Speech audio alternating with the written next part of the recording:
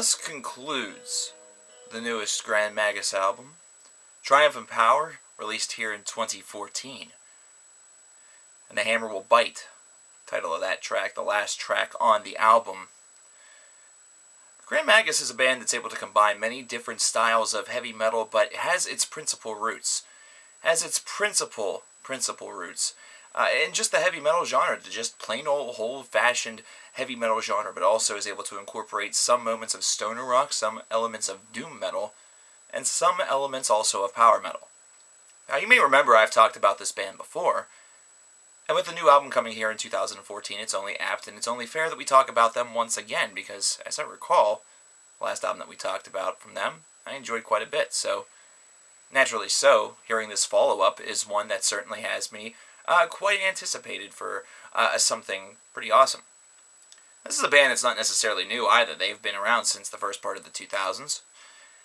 And it just seems as though they have really evolved their sound with each passing disc, with some that have incorporated and really showcased more of an epic side, whereas others have kind of been more elementally driven toward the more traditional heavy metal stylings that remind me a lot of a band that has been around for a very, very long time, a band that you guys all know and love, hopefully, and if not, you should check them out. That band is Saxon.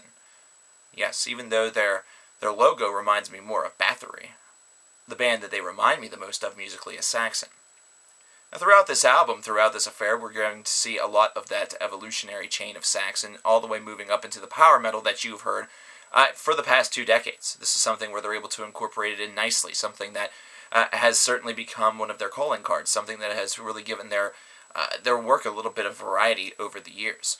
They've been able to incorporate some of the doom metal stylings and some of the riff patterns that they've opted to go with on some of the songs, and this album really is no different. And I really think that the stoner metal thing is something that is really just sparse here and there and is really kind of tossed forward because of perhaps some things that you've heard on albums past from this band. If you examine their discography, there are moments that could certainly really conjure up that idea. However, it's not something that's such a real uniform constant throughout their discography that really, I don't know if it really should function within the title. Heavy metal, though, is certainly in their roots, and heavy metal is certainly what they have been able to provide, and this album is another strong showing of that. We have 2 instrumentals aloof from the remainder of the songs on this disc, and really right from the beginning you can definitely tell that traditional heavy metal texture, especially with the riffing that you're hearing and mixed with the singing, which definitely gives and grants more of a power metal vibe, even though it does have the thickness and the melody of a heavy metal band, perhaps in the same vibe as a Saxon Iron Maiden new wave of British heavy metal front. It's certainly one that has a lot of nice vintage nature to it, even though we are talking about this in 2014. We're talking about this at a time where the new wave of British heavy metal is really 1 year away from perhaps having its 35th anniversary, if you really want to talk about a breakout here in America. It was a pattern, it was something that had been going on in Britain since the middle part of the 1970s to the latter part of the 1970s, but here in America it really started to break out and become a huge portion of the culture in the early portion of the 1980s. And of course we remember from our metal history that such artists such as Metallica were extremely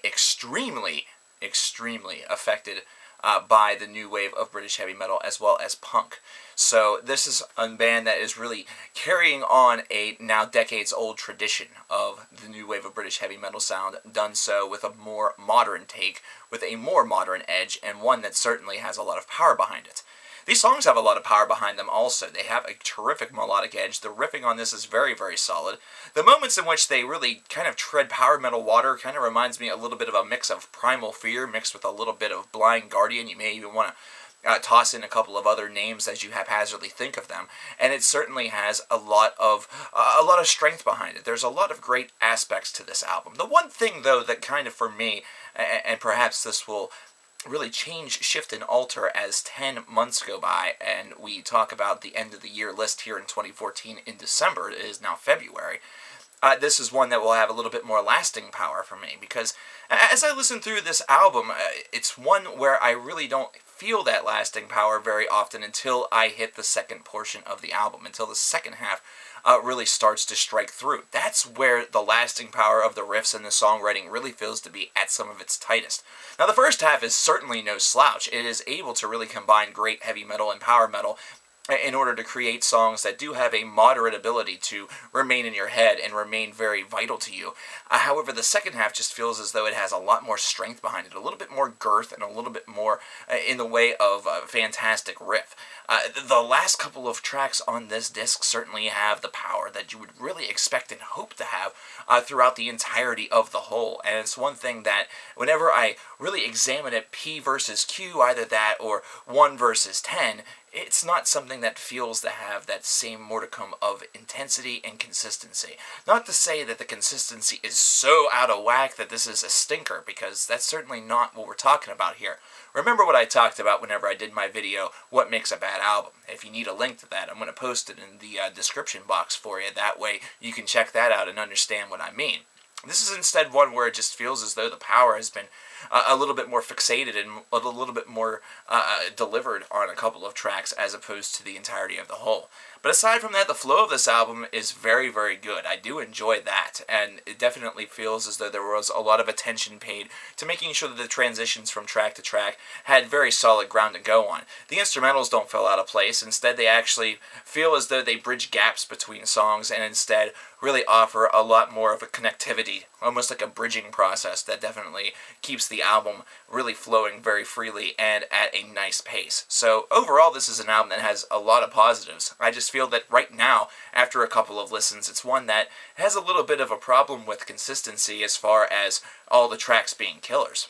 So because of that, I have to give it a 79 out of 100, which is actually a pretty strong score for me saying something of that nature as far as a minor complaint.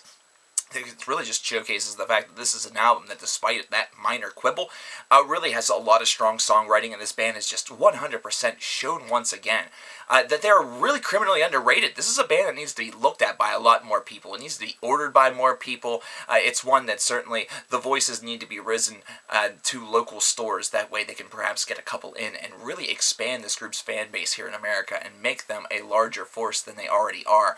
Because I really feel that many people overlook this band, or perhaps by the basis of their name find them to be a much elder act than they truly are, especially once they find out that they're a traditional heavy metal band with some power metal offerings. It's definitely something where there's an antiquated feel to it whenever you speak about that. However, that doesn't make it any less terrific. Just because something isn't deathcore, just because something isn't metalcore, or just because something doesn't have 10,000 different transitions from song to song, or a technical aspect that really makes your head just spin around in circles, doesn't mean that an album is fantastic. Because this Grand Magus album, you're going to find a lot of great things about it.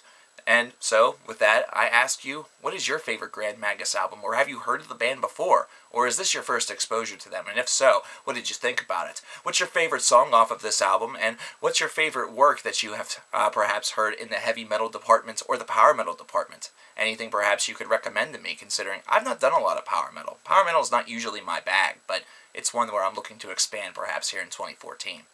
So there you have it, ladies and gentlemen. Grand Magus Triumph and Power 2014. Damn good album.